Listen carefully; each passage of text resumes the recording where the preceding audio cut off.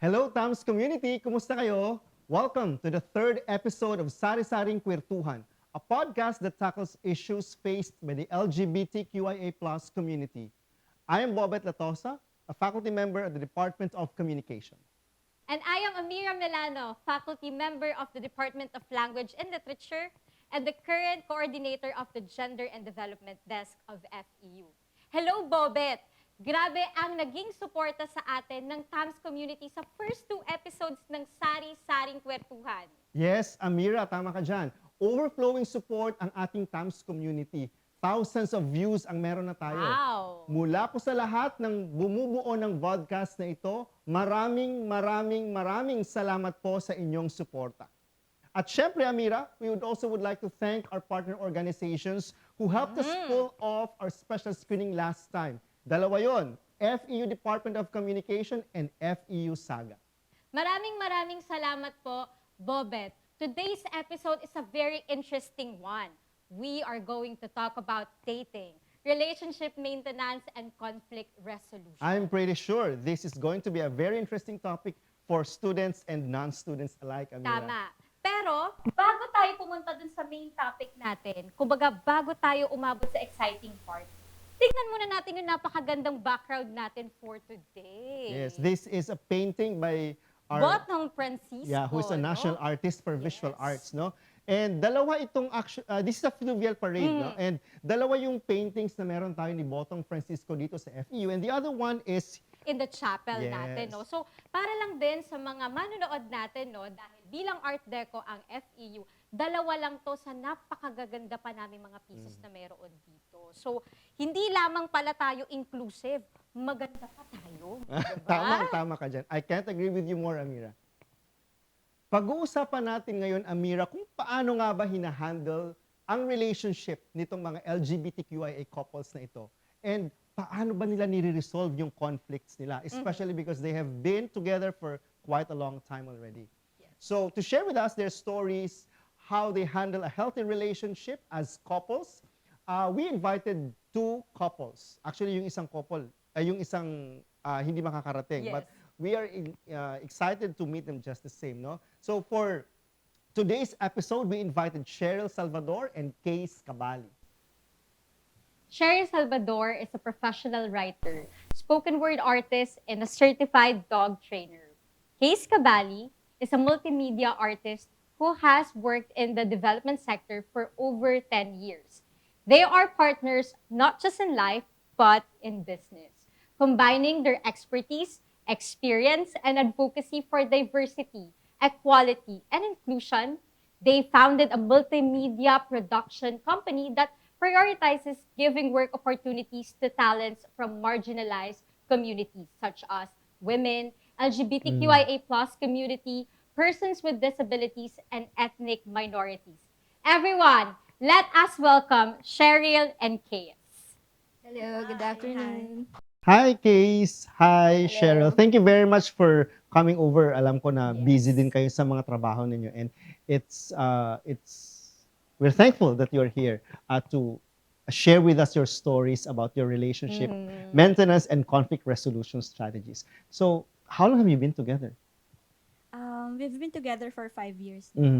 Wow, medyo matagal-tagal na yung Totoo. 5 years. No? Sana all. Can relate, Ameerah? Tahimik ako. Alright, so dito sa 5 years na ito, may pretty sure that meron mga ups and downs, di ba? So, mamaya pag-uusapan natin itong love story ninyo and how far you've come in your relationship. Gusto muna naming malaman, what made you decide to commit to the relationship? Okay. Okay. Seryoso. I think at first siguro very organic kasi yung growth namin. Before we met, wala sa isip namin or for me personally na alam mo yun na parang dadalin mo siya into the next level. So parang we're just getting to know each other tapos very organic yung development niya until one day ma-realize mo na lang na maybe we should, take it up to the next level. Something like that. So, Alright. yeah. So I agree, no? Kasi nung before kaming nag-start to, hang out together. Medyo, I'm not into commitment. So, I didn't think of committing. Pero yun nga, naging natural kasi yung progress ng friendship muna. And then yun, parang, it just feels natural and right to commit. So, Yeah. And I think maganda talaga na nagsa-start sa friendship. Totoo yan. Uy, maraming umaasa ng mga audience. Yung mga nasa situationship, I think this is your time to Parang shine. one can relate ka na naman, Ameerah, no? Tahimik ulit ako. Alright. So, ngayon, punta naman tayo sa I think mas seryoso.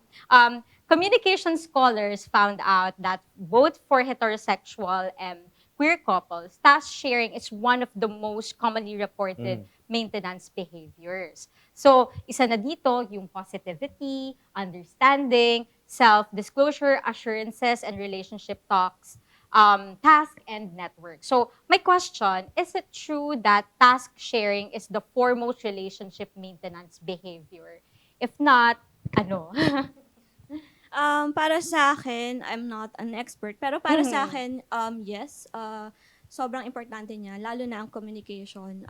Siguro sa aming dalawa kasi, we're very different people. Sobrang opposite namin pareho. And if we don't really talk, yung hindi namin pinag-uusapan yung mga problems namin, walang mangyayari. I mean, magiging malalim yung, kunwari may away, ganyan, magiging malalim siya. So sa amin kasi, sobrang importante ang usap talaga na, and hindi na, kasi parang meron tayong kultura na hayaan na lang, papalamig ng ulo, and when okay na yung malamig na yung ulo mo, parang walang nangyari. And to us, hindi ganun dapat. Sa amin, talagang pinag-uusapan namin, bakit tayo nagkaroon ng misunderstanding, anong gagawin natin next time. So, Task sharing is parang important din siya. Kumbaga parang we're like different individuals, pero at the same time, parang kino-combine namin yung aming qualities. Kung meron, for example, may mga instances na, for example, stressed siya or mainit yung ulo niya. So parang ako, parang kahit nasa stress na rin ako, parang I have to take a second na parang, wait lang, parang kailangan niya siguro ng gantong percent na parang, okay, ibibigay ko tong, for example, 20% of yung init ng ulo mo para hindi na madagdagan. Or at the same time din sa akin, kapag bad trip ako sa isang bagay, kumbaga, as much as possible, hindi na niya sasabayan. Kumbaga, alam mo yun, parang Balance lang. Balance lang. Tama. Pero ang ganda nun, no, na napag-usapan nila na napakahalaga nung pag-uusap. I think babalik din siya doon kasi sa may friendship kasi yung relationship. So, align naman doon, siguro magiging mas tanong ko na ngayon since may napag-usapan natin yung task sharing. Paano naman kayo halimbawa sa pag-negotiate sa household or finances, for example? Sure. Sa finances, parang sobrang hindi kami makwenta kasi. So, kasi nung maluwag, happy naman kami to share. Sana all, ano? Ganyan. Parang may hugot ka. Oo. Hindi naman. Saan galing yan? Hindi naman. Erase. Marami kasing relationship na yan ang ugat ng away. And we don't really make a big deal out of it. So when it comes to naman sa household chores or yung mga responsibilities, talagang hinati namin siya kasi we have 2 dogs. Yes. So si Cheryl sobrang hands-on niya sa mga alaga, sa mga babies namin. And ako naman is mahina, konti lang yung patience ko. So everything dog is Cheryl's, akin lang yung pakain. And the rest of the household chores, laba, linis, luto, ako na yun. So, gusto kong bumalik dun sa sinabi niya tungkol dun sa finances, ano, yung division of finances na we don't have problems with it because kung sino yung meron, siya magbibigay. Or maluwag, in other words. No? But what about the bills? Do you split the bill? Like when you eat outside, yes, when right. you, yung sa electricity, sa tubig, sa internet, ano yung ano yung division of finances pagdating sa mga ganito? Parang may nakatoka siya. Like, for example, sa utilities, kunwari ako yung nagbabayad ng utilities. Tapos, siya yung sa house, yung monthly bayad sa bahay, and then mga dog stuff na mga kailangan bilhin, ako din yung gumagastos. Tapos siya yung sa mga household na mga kailangan. So siya, and then pag lumalabas kami, minsan naghati kami, parang if, pecho de peligro Peligro. ala, 50-50, ganyan. Tama. Or kapag ka medyo bagong sweldo, parang, kung sino nagyaya, kain tayo dito, libre ko, gano'n. Yeah. So, parang, ganun yung aming division sa Yeah. finances. Siguro singit lang ako ng konti doon, no? Kasi feeling ko makaka-relate yung ating mga students at yung ating mga manonood. Kasi ito, pinag-usapan natin nasa relationship na sila. Pero nung kayo ay nandun pa sa part na parang hindi niyo pa alam Courtship. kung gusto niyo na mag-commit or every time that you go out, paano yung, meron ba kayong certain, or parang conscious ba kayo, okay, ako magbabayad or siya magbabayad? Or pag siya nagbayad, parang sasama yung loob ng isa kasi dapat ako yung magbabayad. Nagkaroon ba ng ganong klaseng moments? Wala naman. Kasi Yeah. I think it's very natural kasi. So, Oo. sa amin kasi, usually, sa aming dalawa, Oo. kung sino nagyaya, magkikipag-unahan siya sa pagbabayad. And we let the other pay if they want, di ba? Yes. Kasi parang, hindi rin naman pwedeng laging, wag na, hati Oo, tayo, tama. ako na lang. Tama. Parang ganun. You let her pay for it if she wants kasi that will make her happy. Mhm. So I think in every hangout namin before, even before we we thought na we want to commit or we want to take it to another level, talagang ganun na yung dynamic namin na parang play it by ear. Yeah. Tsaka parang if lalabas kami, for example, yung bago pa lang kami, Mm. parang meron ka ng, isineset mo na sa mind mo na ako magbabayad. Alam mo yun? Parang okay lang if or tapos nung medyo tumagal na, yung mas naging komportable na kami, tapos yung into a relationship na kami, parang na yan, libre mo naman ako. Parang ganun. Parang magkabaliktad na siya Wala na, nang inhibitions, oo, no? parang, that's or right. minsan sasabihin mo na, parang gusto ko ng pizza, kaso wala akong pera. Baka naman. Diba, ganun na Yeah. siya. Pero at first, nung hindi pa kami ganun ka-close, ayun nga, parang, you take it, parang initiative mo na if you Yeah. want, di ba? Or kung gusto nyo, split kayo. Kung parehas kayong mapilit magbayad, edi 50-50 na kayo, di ba? May naalala ko na friend ko na pag Friend. sa gift giving. Friend. Okay. Friend. Friend. Capital Friend. Okay. Sa gift giving kasi, meron daw sa previous relationships daw niya ay pag binibigyan siya ng gift ng partner niya, napipressure siya na magbigay din ng gift. Totoo ba yan sa inyo? Or pag nagbigay yung isa ng gift, bahala ka dyan. Salamat. Ganun. But you're not pressured to giving gift to your partner. I don't think we're pressured, but we like giving gifts. Siguro depende rin yan sa love language ng tao. Right. Kasi sa akin naman, yes, I do love giving gifts and I think that is my love language. And iba rin yung love language ni Cheryl. And I think it's, yun nga, important to know these things na parang you consider yung kung ano yung gusto talaga ng tao, yung ng partner mo and yung kung anong gusto mo and you find, that balance. Parang, Yeah. Yeah, wala din namang ganong parang pressure. Or, although siguro sarili na lang yung nagpe-pressure na, for example, may occasion na dadating na, naku, kailangan ko ng regalo, gano'n. Parang the pressure comes from ourselves, not from the other person. Na parang binigyan kita ng regalo, dapat may regalo din ako. So, hindi naman ganun. Parang sa atin na yung, sa internally na yung pressure mo na magbibigay ka ng gift just because binigyan ka ng gift. Ang sa amin kasi minsan, parang, ang nangyayari na ngayon, dahil very comfortable na nga kami sa isa't isa and very open naman kami. Parang, for example, may gusto akong bagay. Bili mo ako nito, tapos tapos like next day sasabihin naman niya, "Uy, tingnan mo, ang ganda, bili mo ako nito." So parang nag-exchange gift naman. Like instead of buying it for ourselves, we buy it for each other, parang gano'n. Very Very interesting. organic nung relationship. organic No? nga Kumbaga nakikita mo talaga kung saan siya nag-start. And I think gusto ko ding hugutin yung sinabi ni Case na love language. Napakahalagang malaman mo kung ano yung love language ng partner mo. Kasi may mga iba na syempre all out sa pagbibigay ng regalo. Kasi that's their love language. Pero may mga iilang tao na minsan words of affirmation, sabihan lang na I love you. Or acts of service. Acts of Maghuhugas na lang ng pinggan. Oh, or tama. maglalaba. Alagaan ang kanilang mga fur babies, di diba? ba? That's love language That's already. right. That's No? right. So, yan. Ako, punta naman ako sa another. Ito, medyo aligned siya doon sa study, no? Doon sa sex role. Sinabi that lesbians are reported to have less frequent sexual activities than heterosexual women, while gay men are less monogamous than heterosexual men. How do you like to comment on that findings? Do you agree on that? Ang hirap ng question. Hinga muna, parang wait lang. We're not ready for this. Wait lang. Ano na, ikaw nga. O, di ba? Parang na-speechless. Sorry, O, parang. parang, Yeah, yung mga intimate moments na bihirang pag-usapan sabihin yan. pa natin to.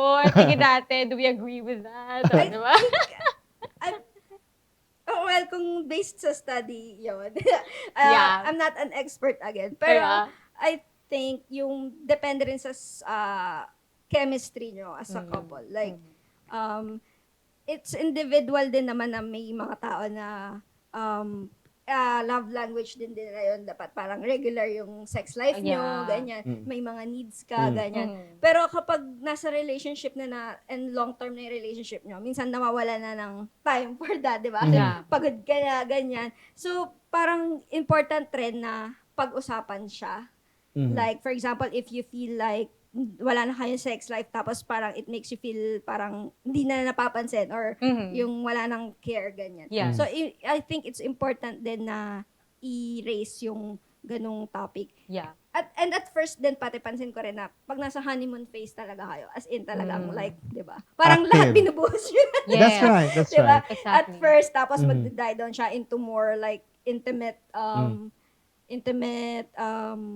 ano ba tawag dito? Parang more on relationship and communication. Pero syempre, kasama pa rin yung sex life. Tama. So, tweak ko ng konti. Or, do you want, ano pa, to add? Hindi, Nag-iisip na siya.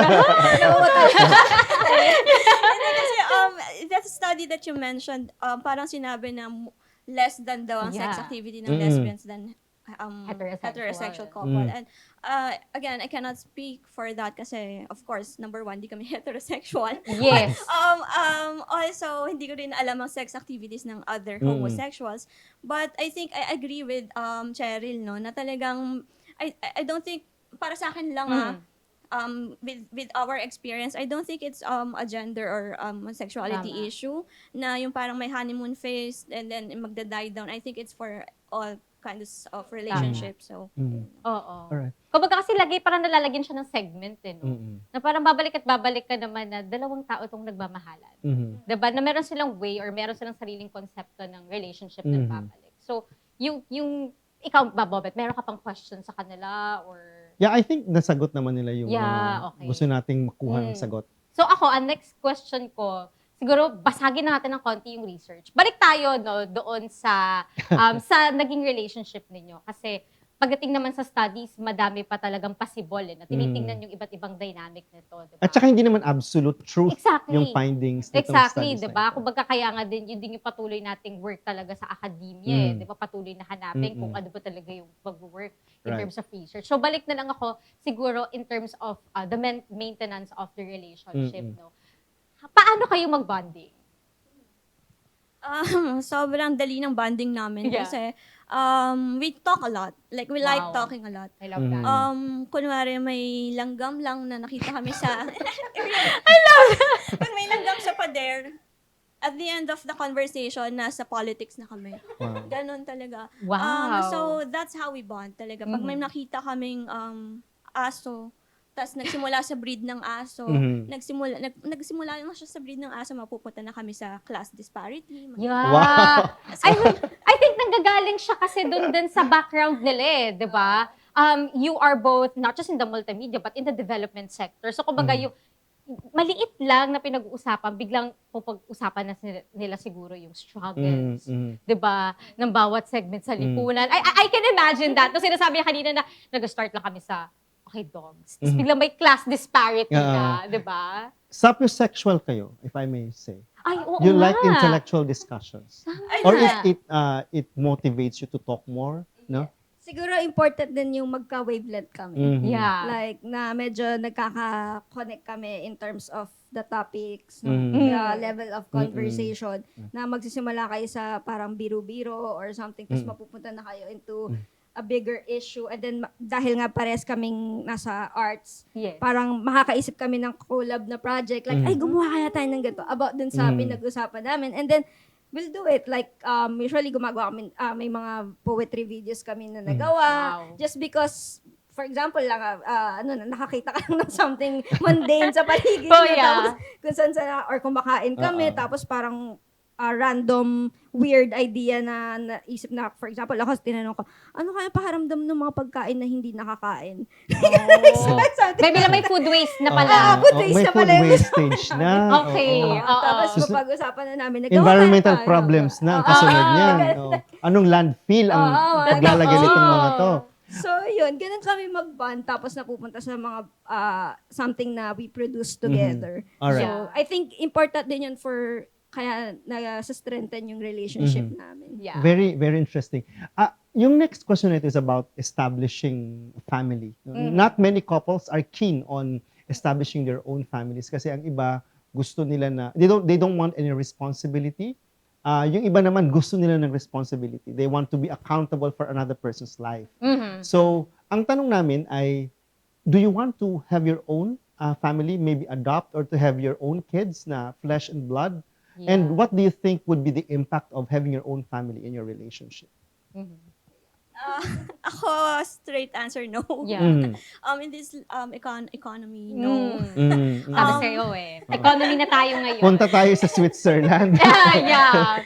And ayun nga, kasi like I mentioned kanina, when it comes to our fur babies, talaga, yun nga, I'm that person na I don't want responsibility of another breathing thing, living thing, na parang, or plants lang, okay lang sa akin. Mag-water the plants ka lang every day. Ganun. Yeah, but yun nga, yung dogs for me is too much already. Parang yung responsibility na yun, hindi ko na siya kaya on my own. So I don't think, hindi lang ako magiging maayos, I think. Responsible or parent. responsible Yeah. parent. Although I want to, by theory, gusto ko maging someone who's, very cool mom. Yes. Pero Totoo. kung if I think logically, hindi siya pwede. Tama. Do you Kumbaga, have- you just love the idea. Right. Do you have a different view? Parang ganun din, like the idea of it. At saka kasi, yung parenting talaga for now sa amin, binubuhos talaga namin sa mga pets Aso. namin. Yes, So parang, if hindi ko pa siya naiisip, like, right now na do I want to have babies in the future. Parang, hindi pa siya, it's not something na talagang Looking forward to na having. nagbabother sa akin or something that keeps me up at night. Parang ganun. Yeah, totoo. Hindi naman. So, pero katulad na sabi niya, by theory nga na parang if magkakaroon ako ng anak, ganito gagawin ko. Alam mo yan, yung mga ganito, ay ganito, ganyan. So, by theory, ganyan. Pero in real life, parang wala pa siya sa...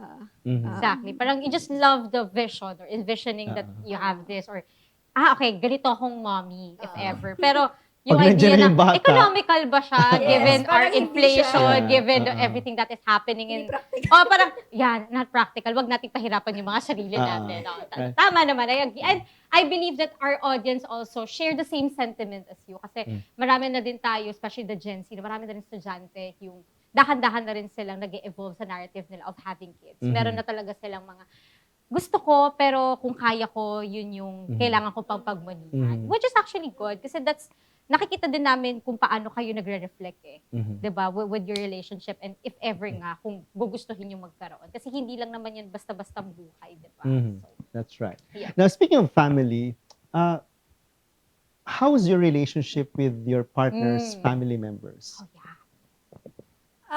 Very nice. That's very- I mean, we're lucky to have families. Yeah, that's the word, no? Lucky. Kasi not everybody Yes, Yeah. has exactly. the acceptance. Exactly. Parang for us, naging hindi ganun ka-struggle to introduce each other to each other's families. Tapos parang each other's families treat us as their families. So, very lucky for us kasi not everyone has that, same situation. So never ito naging issue ng conflict, naging source of conflict rather, no? Never. No. That's good for good for them. Totoo.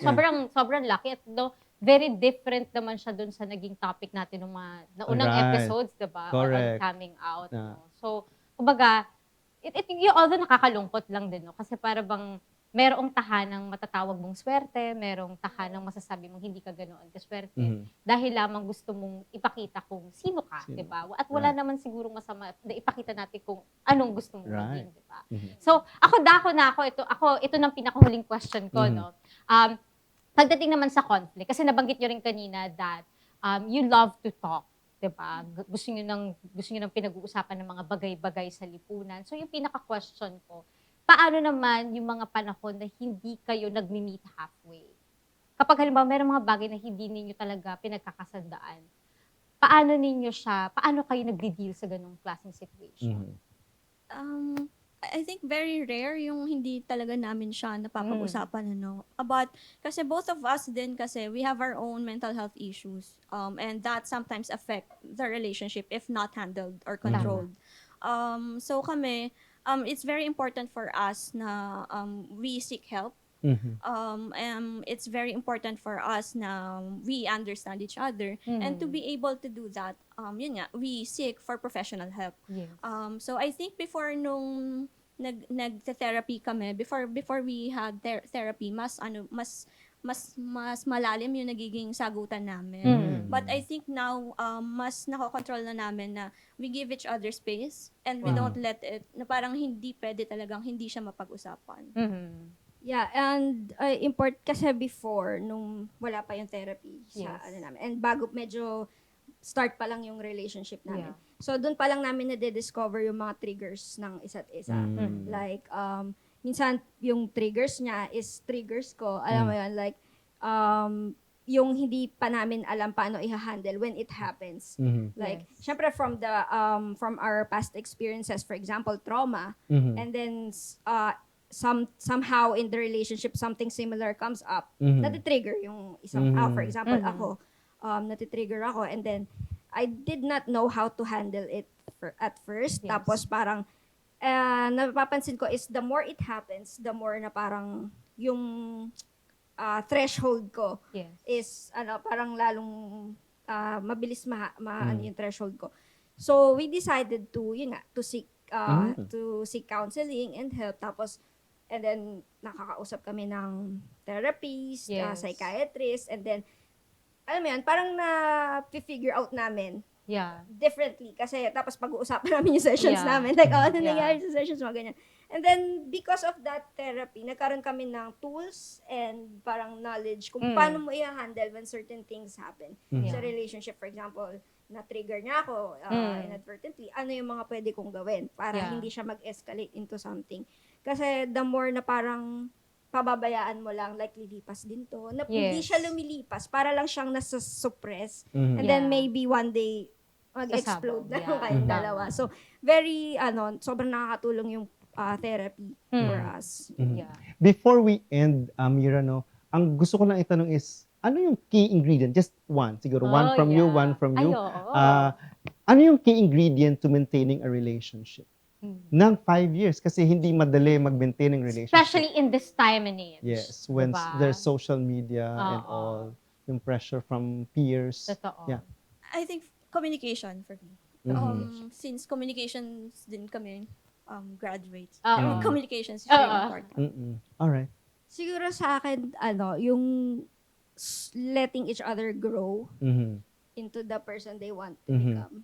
Parang supporting each other. Yan. Yeah. Ang ganda nun, no? I mean, habang nakikinig ako sa kanila, sabi ko, ang beautiful lang, ang ganda lang ng isang relationship na pareha kayong hindi man matured, willing kayo, halimbawa, mag-seek ng help para mas maintindihan ninyo kung ano yung relationship ninyo. Kumbaga, papasok din doon na, I think, at this time of age nga, we need to normalize seeking, di ba, professional help. No, walang mali kung lalapit ka sa kanila. Kasi mas makakatulong yun afterwards yung impact. And ako, babalik ako dun sa story. I mean, kumbaga, marami pa tayo for sure na hindi pa alam, no, dun sa 5-year and counting, no, na relationship. But, napapatulala lang ako sa kanila na, wow, I mean, ang sarap siguro nung ganong klaseng relasyon, no? Nung naiintindihan ka, nauunawaan ko, hindi to hugot. Hindi to hugot, no? And yeah, sa'yo, Bobet. Yeah. Well, there's nothing much I can say kasi masyado nating we appreciate the fact Yes. that you were able to put a deeper perspective into a relationship and how to maintain it. Kasi hindi talaga madali na patagalin ang isang relationship for ng 5 years. Kasi ang iba dyan, wala pang isang taon, ayoko na kasi gusto ko na naman ng iba. They keep on looking for something or doon sa partner nila. When for the two of you, maybe hindi lahat perfect, but still try to work things out to make the relationship. Yes. Oo. At saka kumbaga hindi nila kinakalimutan maging sila. Right. Kasi yun yung kanina pa nila din halos na nababanggit na parang na-acknowledge, ni-recognize nila anong triggers nila, o paano sila bilang isang tao sa relationship, mag-grow pa rin sila pa rin. Meron pang isa. From the gay couple naman. Oo, so makikita natin kung ano yung mga iba't ibang representation no pagdating halimbawa sa relationship. Yeah, kung magkaiba ba sila or magkapareho ba yung atake nila sa relationship to make things work for the both of them. So, And thank you. Thank you, very Case much, and Cheryl. Case, Thank you and so very much. much. Oo, sana sa uulitin. Okay? Thank you. Thanks for inviting us. Yeah. Alright. Isang napakasaya at makabuluhang episode na naman ng Sari-saring Queertuhan ang ating pinagsaluhan ngayong araw. Salamat, Case, Cheryl, and Noel sa inyong buong pusong pagbabahagi ng inyong kwento sa Sari-saring Queertuhan. Of course, we would like to thank the TAMS community for listening and to all the departments and offices that made this vodcast possible. Once again, live from Botong Francisco's Fluvial Parade here in FEU, we hope that you have learned and enjoyed as much as we did. Watch out for our next episode where we will talk about legal battles and small wins. Exciting episodes ahead, TAMS. Once again, I am Ameerah Milano. And I am Bobet Latosa. And this is Sari-saring Queertuhan.